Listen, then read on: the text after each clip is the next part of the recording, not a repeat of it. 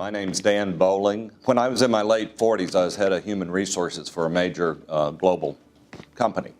And I thought at the time I saw parallels between performance at work and traits like optimism, positive affect, things that we now talk about in positive psychology but weren't bandied about there in the early part of this century.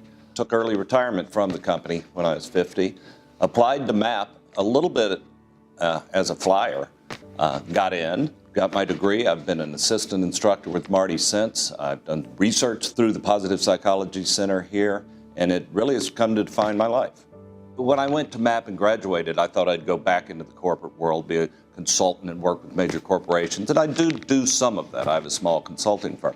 Primarily, though, my application of and how I've used my MAP degree is in the academic world in the field of law. Lawyers in general and are considered to suffer from more psychosocial ills than other similar professional populations. I always had interest in the academic world. I'd been teaching some at Duke Law School. I designed and with the support of some key faculty, senior faculty at Duke, have been teaching a course, Positive Psychology for Lawyers, for the last 5 or 6 years at Duke Law, and it's happened to become one of the most popular courses there. I don't think that's because of me or my teaching, but it shows there is a demand. For some strange reason, I like going into tough, skeptical audiences and really working hard to convince them that positive psychology is something not just is something that is applicable in all domains. Chris Peterson once wrote something called Looking for Love in All the Wrong Places, talking about applying positive psychology, be it in the Army, like some of my colleagues have done, with investment firms in the for-profit sector,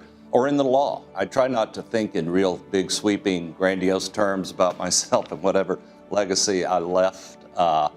Maybe if my writing, my coaching, my counseling, my example help realize that positive psychology is not just it's not a narrow niche field. It is something that can be applied in everybody's life.